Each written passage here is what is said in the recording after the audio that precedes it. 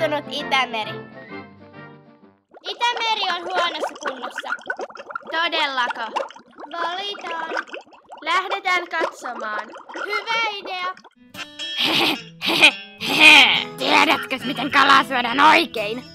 No! Anna, kun minä näytän. Joo, seurataan niitä. Onpas tänään kiva päivä. Iik, apua, haita. Ei hätää, olemme delfiinejä. Palatsi saastui ja minä jäin. Ja nyt sä!